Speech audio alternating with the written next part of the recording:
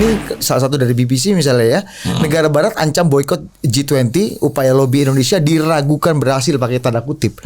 Dan diminta untuk tetap netral. Ini win-winnya gimana nih? Bang Muni melihatnya gimana? Jadi gini, kalau ngomong Rusia Ukraina kita pertanyaan cuma satu. Kalau orang tanya gimana Rusia Ukraina, saya cuma jawab bertanya satu aja kalimat. Bagaimana cara berhentinya? Bagaimana cara berhentiin perangnya? Itu aja. Kalau ada yang bisa jelasin ke saya, ayo. Karena ini udah makin lama makin urusannya udah mulai pride, udah urusan bukan soal geopolitik lagi. Ini udah soal dignity. Kalau udah soal dignity udah susah tuh.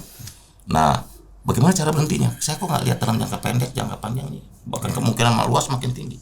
Jadi saya bilang sebaiknya jangan boikot acaranya. Kalau boikot G20-nya ya berarti kan forum itu sendiri nggak, atau seperti nggak kredibel dong. Seperti di New York kemarin Sri Mulyani aja, mendingan boikot negaranya, boikot orangnya.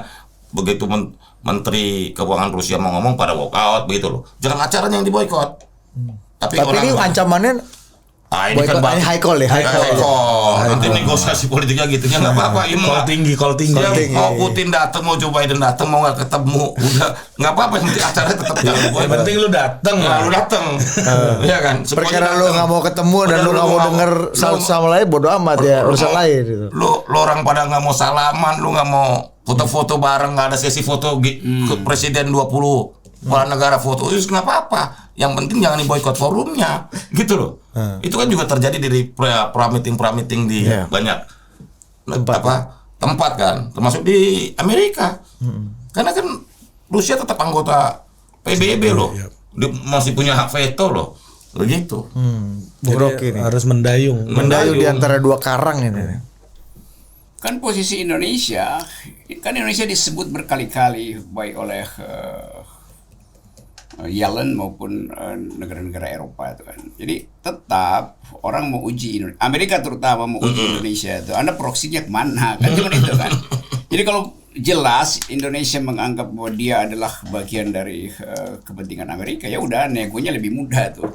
Tapi karena Indonesia berupaya untuk siksa, masih kasih sinyal bahwa Rusia itu nggak ada salahnya sehingga jangan diboikot. Itu secara diplomatik Amerika menganggap konsolidasi Indo-Pasifik bisa gagal karena Indonesia. Jadi Indonesia akan disapu sekaligus tuh, itu bahayanya. Karena kita nggak bisa lihat itu sekedar G20.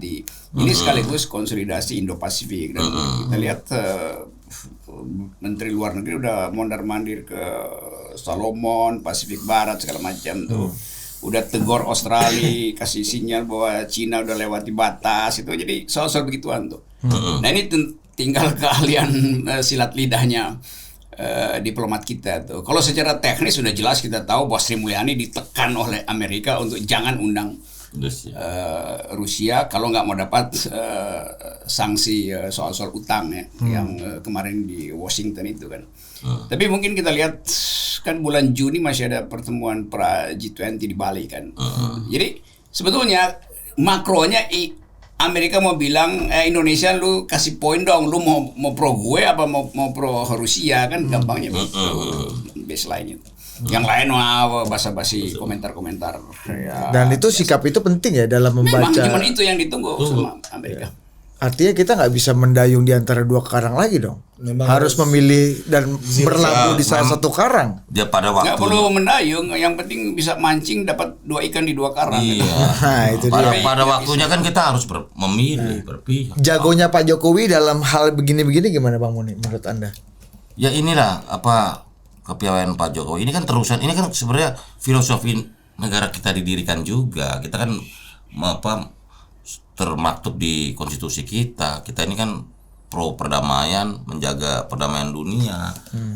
Termasuk juga pendiri-pendiri bangsa kita sejak awal mengisyaratkan posisi non blok kita gitu loh. Apalagi dengan gelaran konferensi tingkat tinggi, konferensi Asia Afrika yang digagas oleh Bung Karno, menyatukan Asia dan Afrika pada tahun 1955. Nah, tapi geopolitik dunia hari ini ketika dalam kondisi konfrontatif, ya nggak ada pilihan, waktunya untuk memilih. Itu. Jangan-jangan doktrin non blok atau bebas aktif itu udah nggak relevan, Baroki. Gimana menurut Baroki? Memang nggak relevan itu sebagai ideal aja, tapi Ideal. Pada waktunya kalau bisa perang ya milih kok. kan Alay dulu, gitu. iya waktu kita rumusin ide non blok kita berpikir seperti Stanley Hoffman tentang politik itu adalah peaceful solution. Padahal dalam praktek kita politik itu seperti Hans Morgenthau, politik among nation, atau civis pacem parabellum, kan itu. Dan sekarang kelihatannya begitu. Jadi sebetulnya kita ukurnya bukan ke depan akan apa, di ujungnya sebetulnya udah disiapkan ya NATO USA versus Rusia Cina, kira-kira begitu kan. Di dalam komposisi itu Indonesia kira-kira dua karangnya di mana itu kan. Ya masih ada 6 bulan, tapi percepatan eskalasi kan Rusia juga salah hitung kan, dia anggap bahwa bisa selesai dalam 2 minggu. Ternyata teori Lebensraum Ukraine itu ngikutin cara Prancis untuk memperpanjang perang ketika diserbu Jerman di Perang Dunia Pertama kan. Jadi itu salah hitungnya Rusia, dan salah hitung itu menguntungkan Amerika, bahwa artinya Amerika tahu Rusia nggak mungkin lakukan serangan kilat ke situ. Tapi ya masih ada soal ekonomi, mungkin sebagian negara Eropa menganggap oke, kalau soal energi tetap kita harus nego dengan Rusia. Tapi kalau soal prinsip, nggak boleh ada intervensi. Tapi itu soal artinya tekanan pada ekonomi global ini juga akan serius dong ke depan ini. Ya kan? CPO bicara komoditas, bicara Ukraina ini menyumbang, Rusia dan Ukraina kan penyumbang terbesar untuk gandum. Nah, Rusia juga energi. 40% pasokan energi Jerman misalkan dari Rusia. Jadi memang pasti pasar energi dan komoditas akan terganggu. Tapi Pak Jokowi pernah mengatakan bahwa harus benar-benar dianalisis nih gitu. Nah, misalnya begini, kita ini ada ketergantungan sama Ukraina dalam hal gandum, karena 30% import nasional gandum kita ini dari Ukraina. Jadi banyak orang, tadi saya juga nggak paham, saya baca, ternyata gandum itu ada 2, satu buat makanan, satu buat pakan ternak. Satu buat makan orang, satu buat makan ternak. Nah, yang dari Ukraina ini buat pakan ternak. Ya kalau nggak ada juga ya bahaya juga. Sapi-sapi kita ini kita jadi ya itu kan rantai pasok kan, ekosistem juga.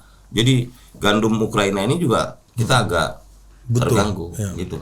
Ya itulah soal yang kelihatan di koran kan, tapi yang nggak kelihatan kan ambisi Amerika untuk realignment positioning dia di semuanya lah, terutama Indo-Pasifik. Karena saya juga baca, saya maksudnya melihat, menganalisa, ini kan kekhawatirannya Amerika kalau Ukraina disikat Rusia ini, ntar Cina nyikat Taiwan tinggal hitungan waktu.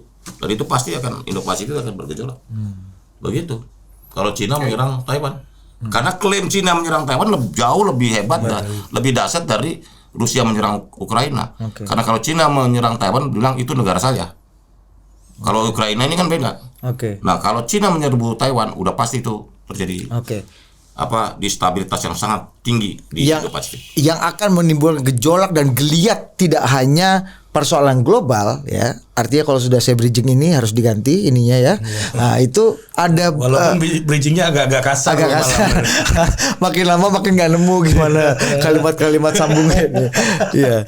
Geliat dan gejolak ekonomi karena mudik. Nah, ini akhirnya setelah 2 tahun nih Bang Muni nih kita dilarang atau dihimbau untuk tidak mudik. Kali ini Presiden memberikan jalan yang mulus untuk masyarakat mudik. Nah, coba nih ini bicara ekonomi nih. Jadi memang itu Pak Menteri nih mantap nih. Jadi hitungannya kan ada 85 juta pemudik.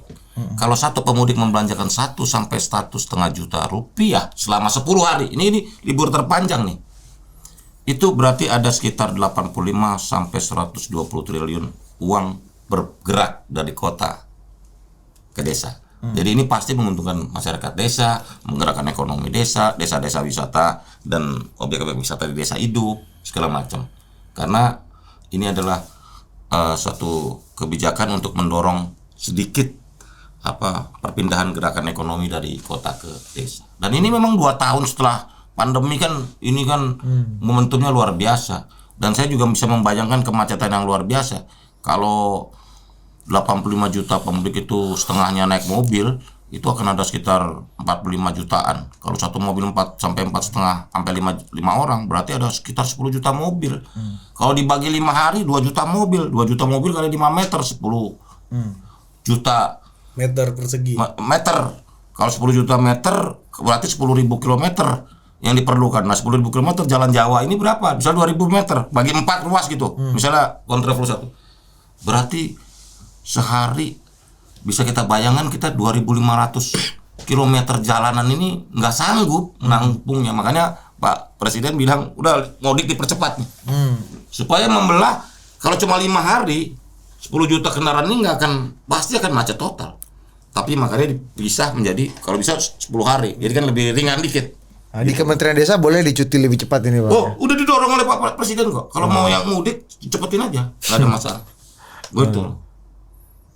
Seperti itu. Jadi memang ini mudik setelah 3 tahun.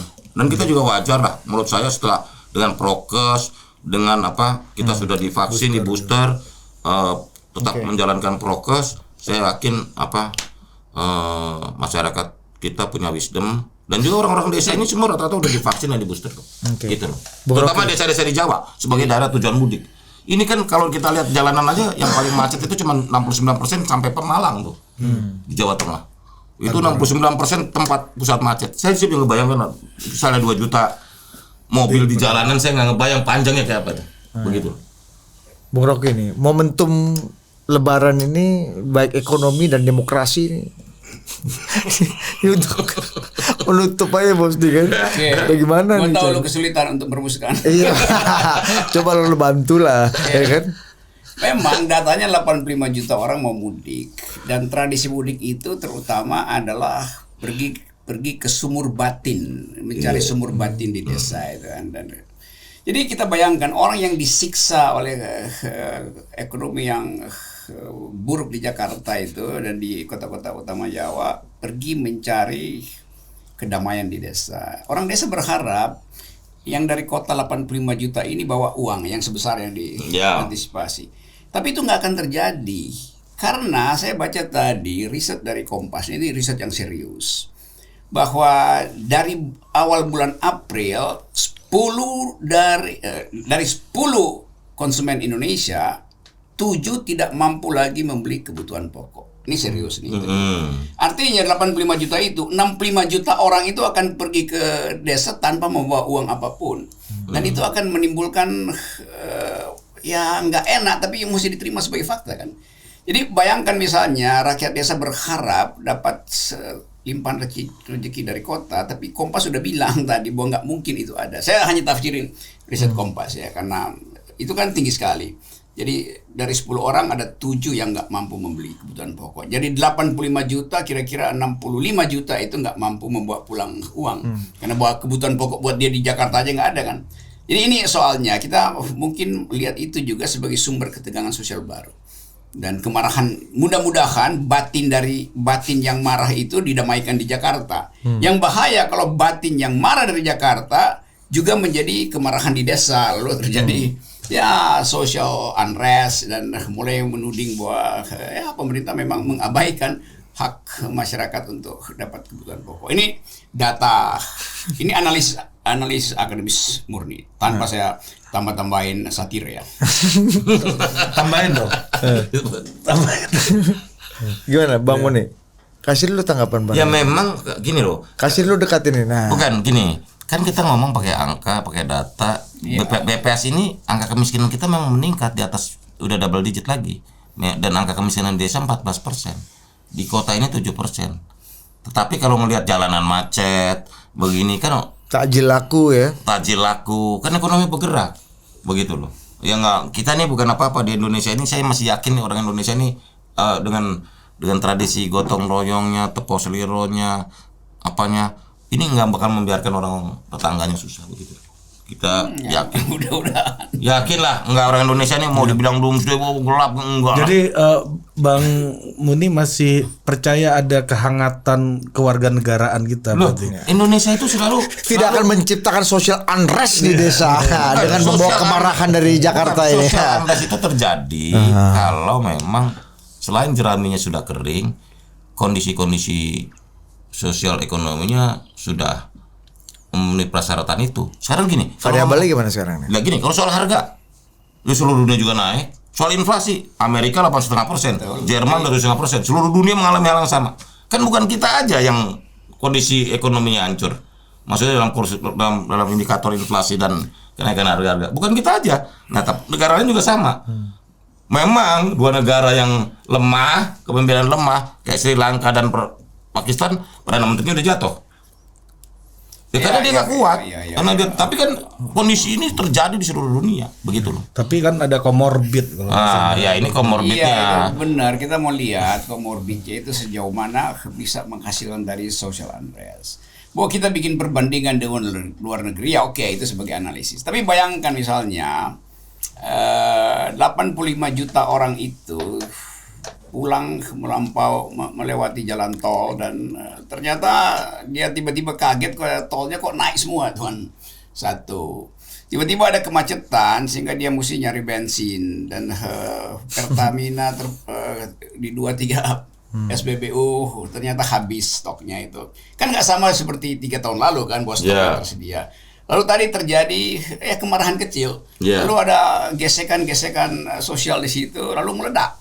Kan bagian ini yang mesti kita anggap sebagai ketidaknormalan tuh. Karena situasi kita betul-betul tadi ada ranting kering yang lagi tunggu orang buang puntung. Jadi kalau ada puntung masuk ke situ pasti meledak. Tapi jeraminya udah kering menurut Anda? Atau masih lembab? Belum lah, baru dia diambil dari sana.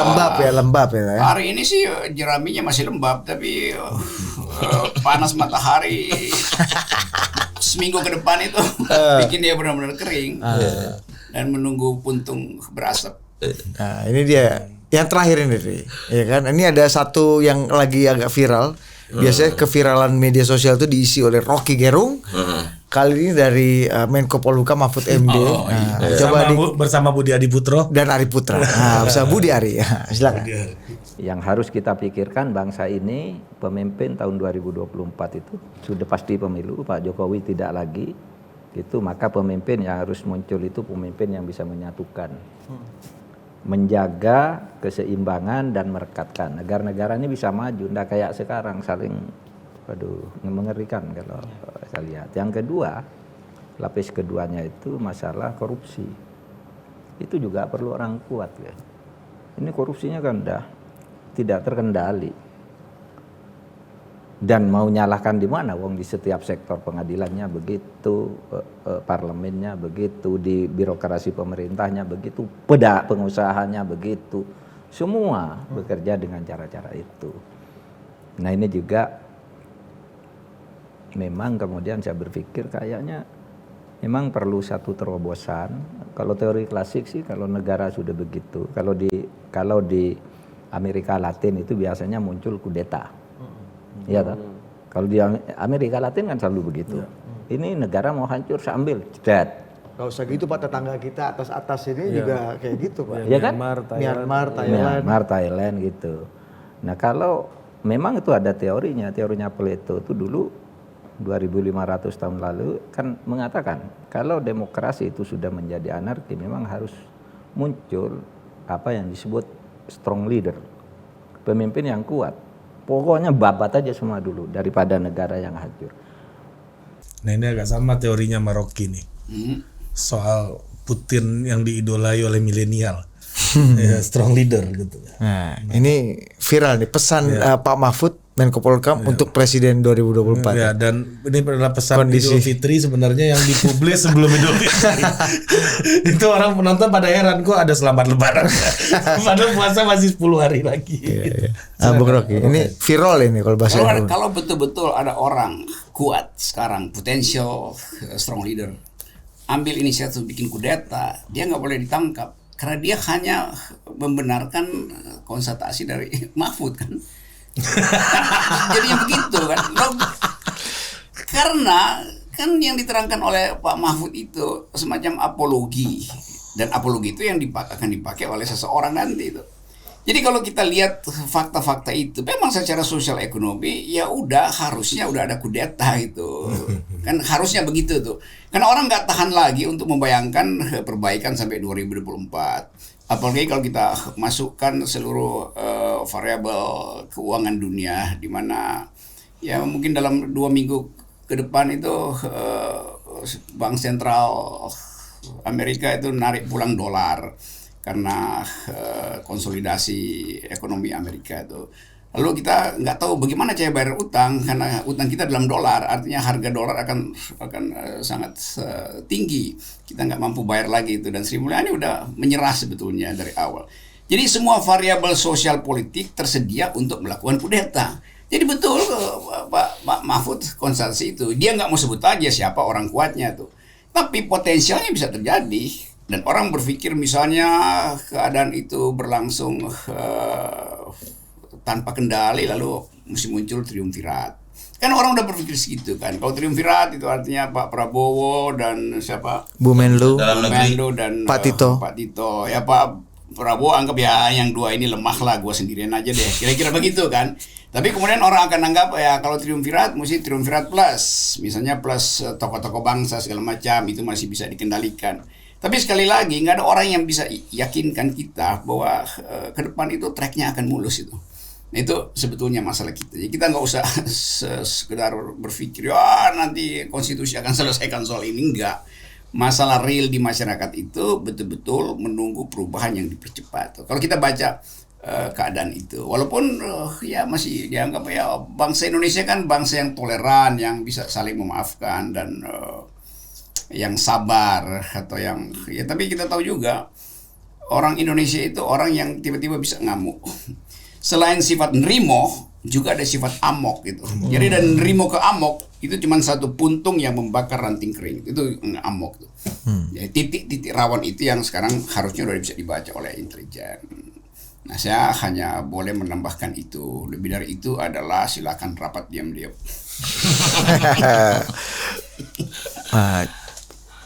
Pak Wamen. Silakan Pak Wamen. Ya, yang pasti intinya bahwa kepemimpinan demokrasi itu kan selalu musuh terbesarnya bukan dari luar, tapi dari dalam. Sekarang ini. Nyambung deh. Nah, karena itulah memang kalau buat kami, Pak Jokowi harus tegas di garis rakyat. Pak Jokowi mau kemana? Kita tahu bahwa banyak benalu-benalu, banyak yang mohon maaf sekali nih, kita harus ngomong apa adanya, termasuk kebijakan vaksinasi berbayar, gotong royong ini kan juga didukung oleh separuh kolega saya.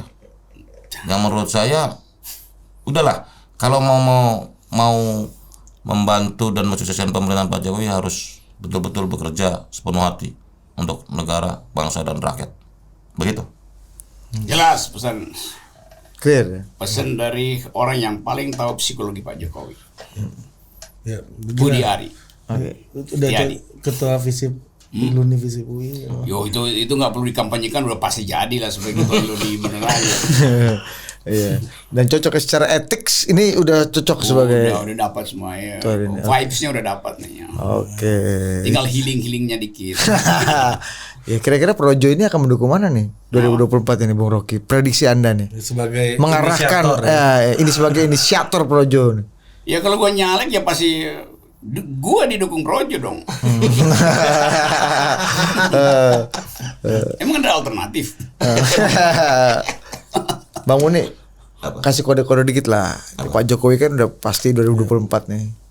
Justru itu soal apa sikap kita soal haluan baru Projo menuju 2024. Tunggu 21 Mei 2022 di Rakernas 5 Projo di Magelang. Di Borobudur, Magelang, Jawa Tengah. Itu aja, tunggu aja. Dikit lagi. Akan ada kejutan. 21 Mei. Projo akan menentukan sikap atau Pak Jokowi yang akan mengarahkan kapal Projo ini. Oke, demikian. Lu closing dong. Ya, lu menatap dengan takzim terus dari tadi lu. Kan gua terus dari kena junior, kalau lu observer kan. Iya benar. Ditutup oleh junior yang bisa voters. Ya, gitulah senior-senior gua kalau berdebat gitu. Kan. Asik ya. Asik kan punya senior kan. Iya. Jadi masuk UI aja lah FISIP lah ya. Jadi kalau kata Rocky alumni FISIP tuh ada 2 gitu. Apa tuh? Yang bodoh sama yang pintar. Oke. Demikian bincang-bincang UI malam ini ya kan. Boleh UI mendominasi forum ini, tapi yang berkuasa tetap UGM ya. Demikian Total Politik bersama Budi Ari dan Rocky. Sampai jumpa. Budi Rocky. Oke dah.